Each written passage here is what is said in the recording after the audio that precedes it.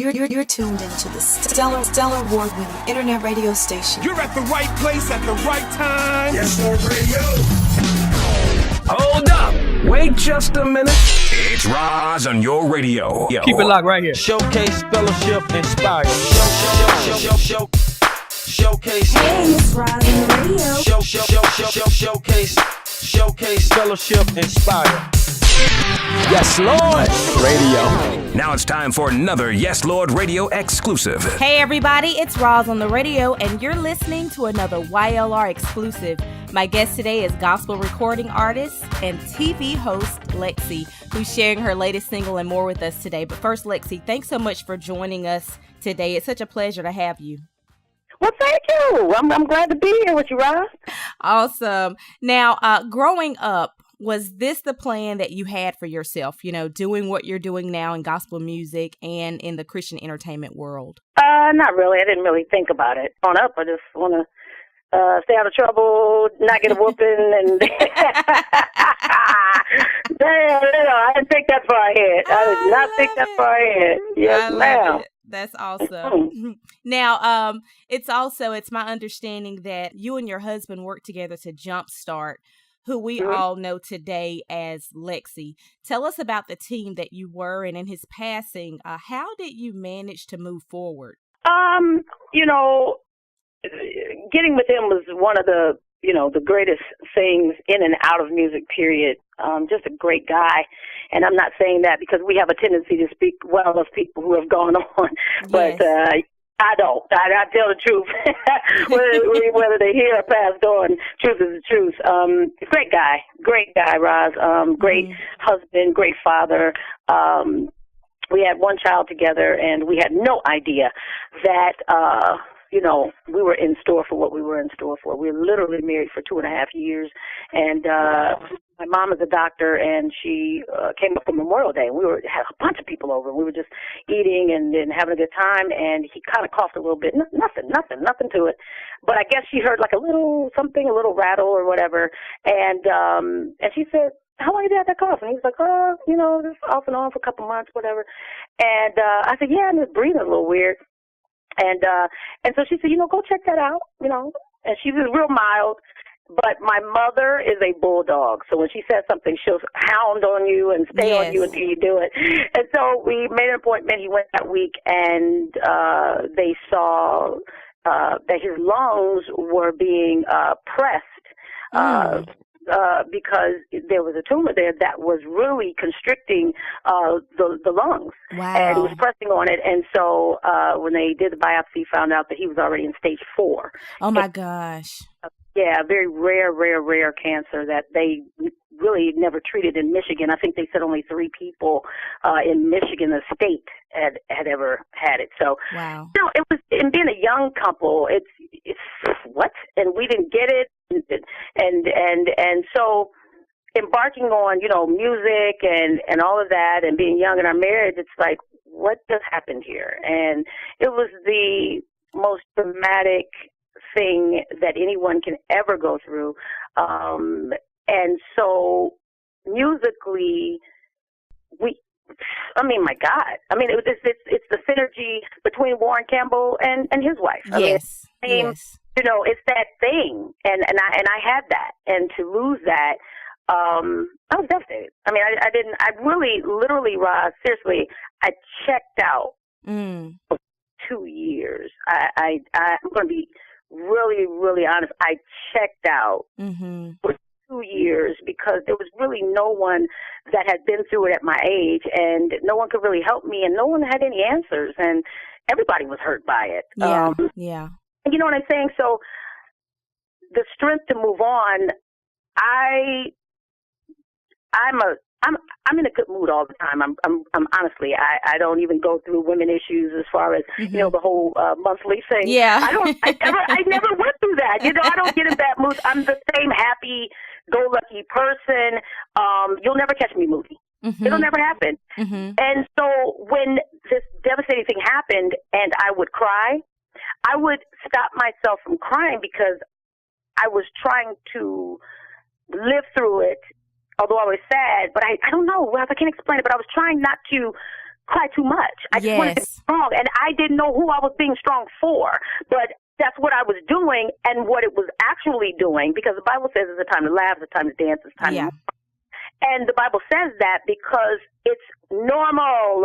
It is, absolutely. I didn't allow myself to mourn because I felt, we always say in the church, we don't mourn, we don't lose hope like the world. Yeah. And they almost don't let you cry. This is a celebration. Well, I'm sad. You know what I'm saying? And so we do that to the point where I'm trying to be strong for who? Right. And it ended up breaking me down where I was on autopilot. There are times, Roz, that people come up to me and say, hey, do you remember this and da-da-da-da-da? And I have to tell them I don't. And they're offended. And then I said, listen, when my husband passed, I literally checked out. So if it was between the years of 2004 and 2006, I don't remember anything. Wow. I don't remember. People keep telling me that they came to the funeral, Ross. I don't remember. I literally don't remember. And these are the things that happen because when the word tells us there's a time to do this, well, when you don't, your body, your mind has a way of kind of protecting you to shut down a little bit so Absolutely. that you don't completely freak out and maybe never come back. Yes. And it took the living God. See, it don't take nothing for me. Nothing. People say, I do radio interviews all the time, Roz, and they say, what inspired this song? And what inspired that song? Hey, listen, nothing inspired this song at all. I'm not deep. I don't get, sleep at night and get these crazy revelations. No. Yeah. What makes me sing, period?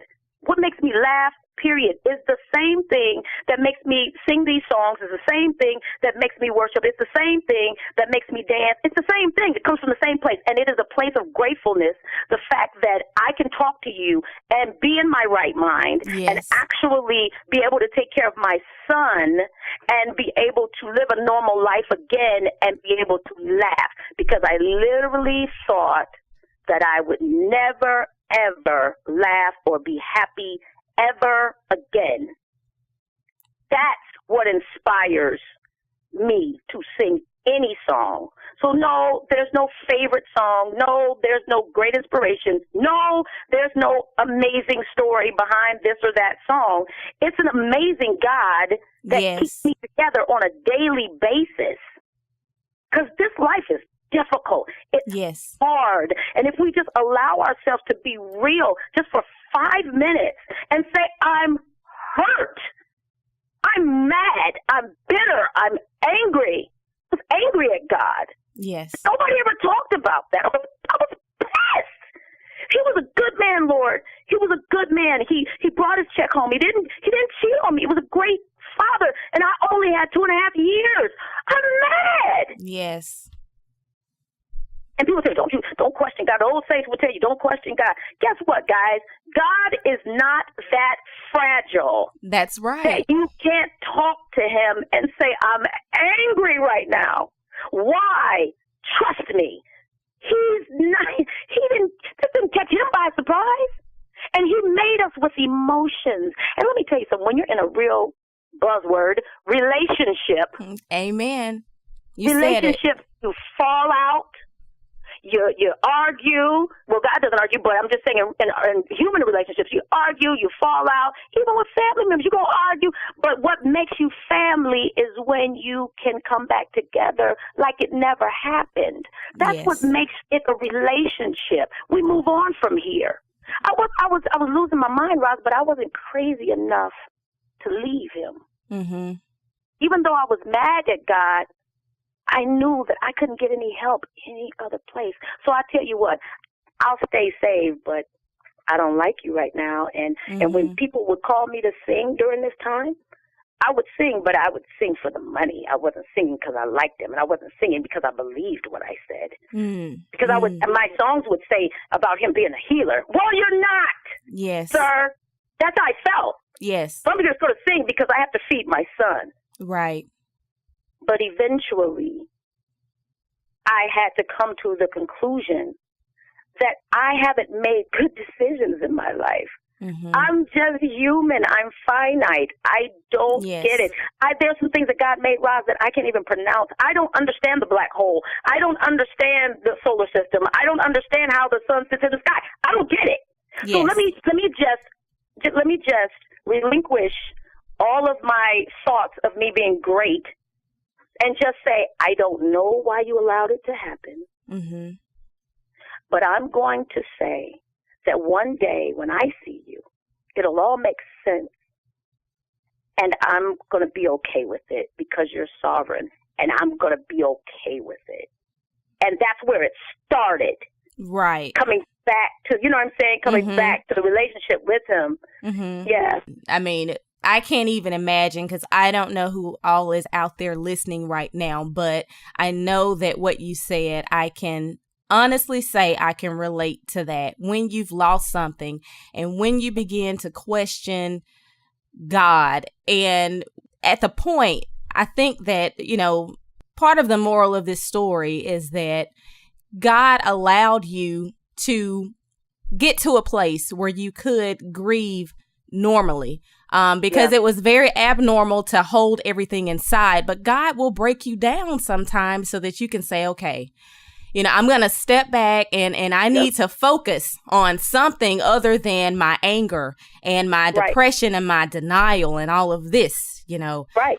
Gosh, that is so beautiful that you would be so open to share that, because I'm not the only one who has had to deal with that. And you won't be either. And after us, other people will have to deal with this. But you better believe it. Yes. And in that time, going through that, I just wanted to feel better. I just wanted to not be depressed. I just wanted to not think about it. And so, you know, guys would come and ask me out and different things. And I thought to myself, like months later, I thought to myself, maybe I should go out. Maybe that's it.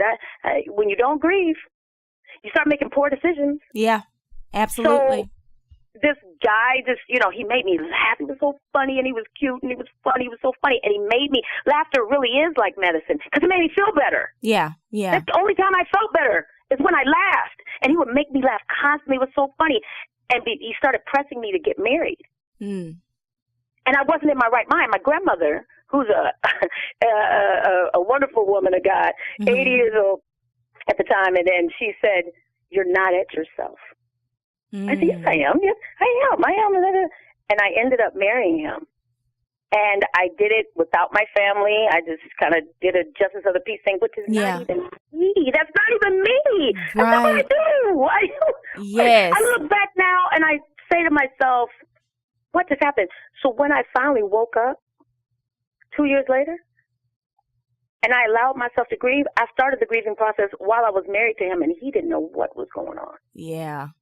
You know what I'm saying? And he was the biggest jerk in the world. I never would have even dated him. Ever. In my right mind. But these are the decisions that we make when we don't keep it real. And we don't just say, oh, my God, I need help. And when we don't get counseling. Listen, guys, who's ever listening. Okay. Don't be so churchy that every time you get counseling and something goes wrong, is you got to go to the church to get counsel. Listen to me very carefully. There are trained, licensed professionals that can counsel you. Yes. Some of our pastors, God bless their soul, they don't have degrees in grief counseling. They have God. They have the Holy Spirit. And that's awesome. And we need that. Yes. But we also need somebody who's been trained, because they can put a name to what you're going through. That's called disassociation. What you're doing right there is da-da-da-da-da-da-da-da. Yep. And they can, and so what you need to do for that is do this. Pastor may not know that. Yes. So it's okay to get marriage counseling. It's okay to get grief counseling outside of the church. These people are licensed professionals. They can help you. And I went to one session, and I never went back. And that was the biggest mistake I ever made in my life, because I had a breakthrough the first session with this psychologist. Because I was just so depressed.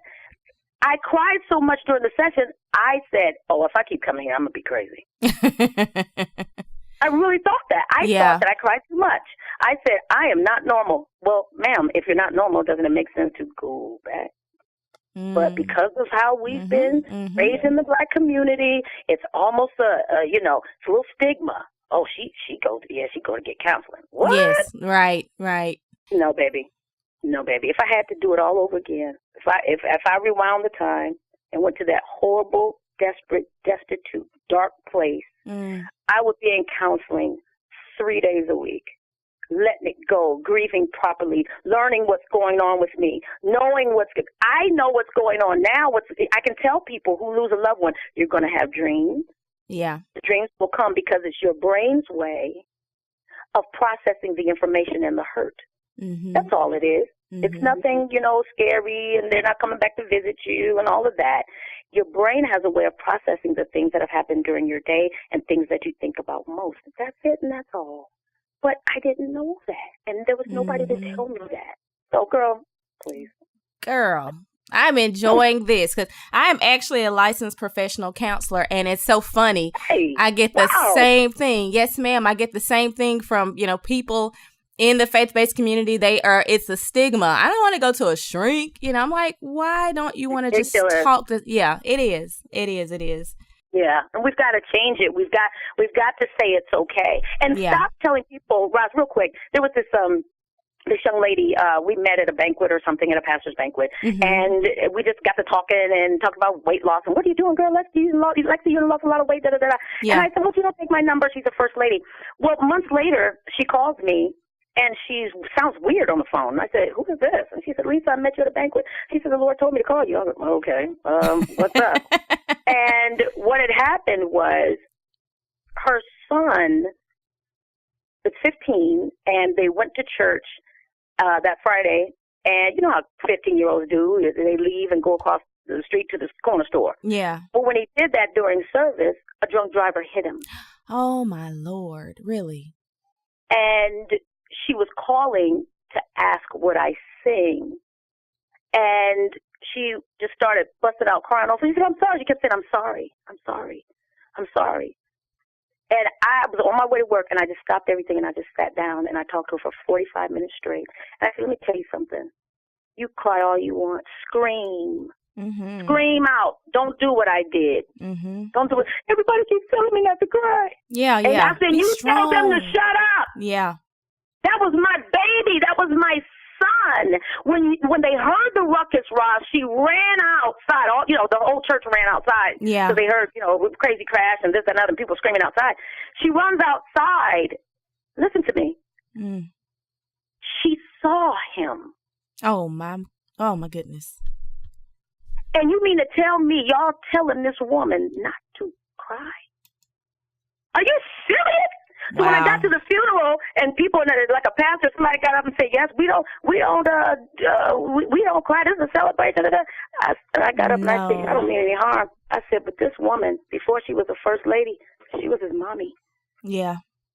And I said, and I want the whole family, all brothers and sisters and everything.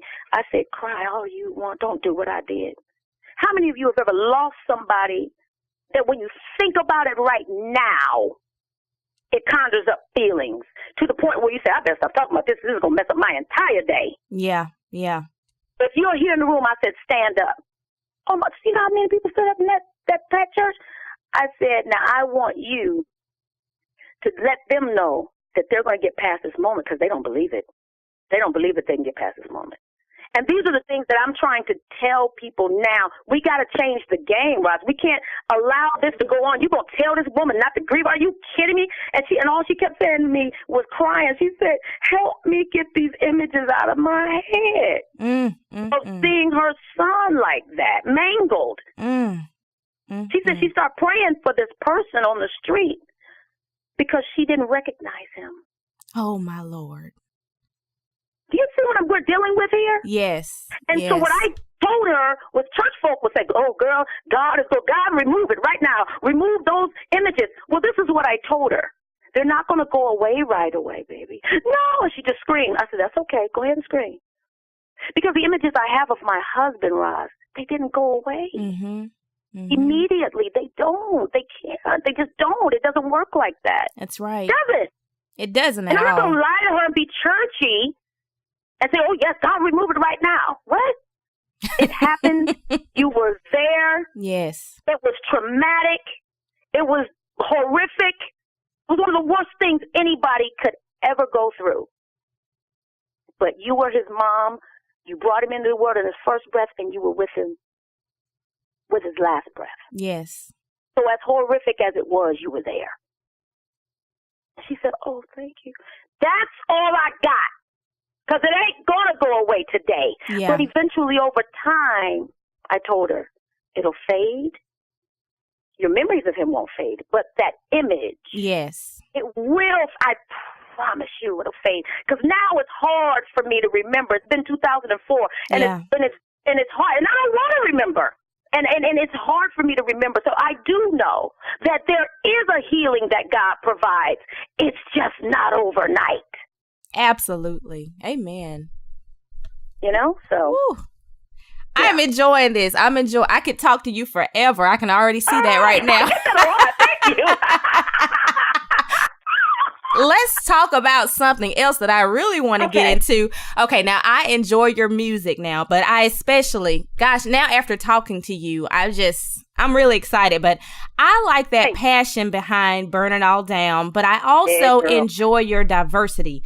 And this is the reason why we're having this conversation today. And I know everybody out there can agree with me after the conversation that we just had, but it's clear that you're an educated woman. It's clear that you're it's clear that you're an out of the box thinker and that you challenge the issues that people in the faith-based community do not want to challenge. And that's why we're having this discussion today. I had the opportunity to watch some of your past shows, and it was very interesting to see two in particular, the episode on the illegitimate bishops and the interview with Tone.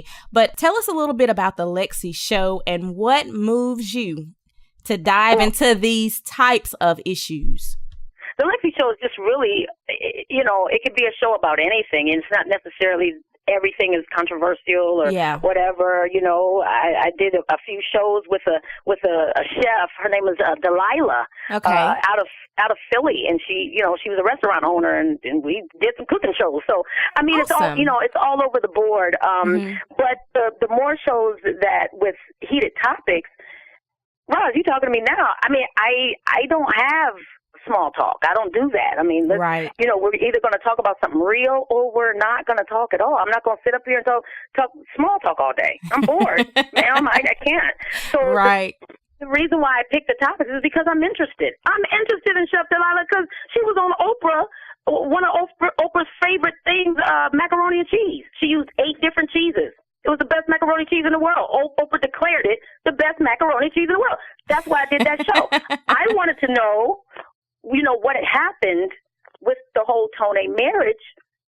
That's all, because him and his wife I had known, and they got married to a song of mine. Oh, okay. My song was their wedding song. So what happened there? Because last time I saw you guys were so in love. Yeah. What went wrong? Yeah. And that's why illegitimate bishops, I'm over all these people that call themselves bishops. I'm over it. My mother's a doctor. My uncle's a doctor. My aunt's a doctor. I saw how hard they worked to get PhD and MD behind their name. My mom is a board-certified physician, internal medicine. I was the one making her black coffee when she was up studying, when she was in med school. So, and then you're going to call yourself doctor? Good night. Yes. Are you serious right now? She had to pay over 6 figures to pay back her loans for med school. And you guys are going to get up and just self-proclaim yourself as doctor, and you've never been to a school, or you did some crappy online unaccredited stuff, and you're going to name yourself bishop and apostle. And come on, dude, I can't.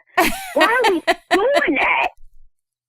I have no idea. That is foolishness. Oh, foolish. It's utter foolishness. What are you doing? Because so let me ask you this. So being a pastor, helping people, it's not good enough anymore? Right. Just being called pastor, that ain't good enough? That ain't good enough anymore? When was pastoring not good enough? When did it become not good enough? Why is there such ambition in the church? Why do we use it like like some corporate job where we're trying to climb to the top. Yes. What are we doing? How do we put these politics in the church? I don't know what's going on because here's my thing. 60% of us in the church, not in the world, not just in the world, in the church, 60% of us are getting divorced. Yes. But you want to be a bishop so bad that you don't have time to tell me how to love my husband when he gets on my nerves. We're putting emphasis in the wrong places, and we're losing it. Our homes aren't staying together. Our kids aren't growing up with both parents anymore. Everybody's loony and crazy. Nobody forgives anybody anymore. We hold grudges like crazy. We can't believe God for nothing. And all we do is come to church every Sunday and just say, oh, when praises go up, blessings come down. And we leave, and we're the same bitter, angry, road-raging Negroes you've ever seen in your life. It's retarded. We're doing crazy stuff, and we wonder why we're crazy. Good night. Yes. I'm telling you. Now, what about the YouTube video? I know you've got the Lexi TV going on YouTube, but I saw that white church versus black church. Where did that come? Where did that come from? Oh my God! You know what? Just being silly. You know, I work out, Rob, 5 days a week, and when I'm on the treadmill, sometimes just thoughts come to my mind, and I laugh within myself. I said, I gotta do that. I don't know. It just comes to me, and like I'll go after work. I'll get a couple of my friends. I'll say, you know, let's go do this video. Or something like that, just to kind of blow off steam because, you know, work is so serious and all of this. And so I just do something, taping something tomorrow. Are you really? Yep. Okay, let me just say that I said I was going to say this when I got on with you, and I hope you guys go check out that video, but I love it when Lexi says, he's amazing. He's amazing. I love it. So what is next? What are you getting ready to work on now?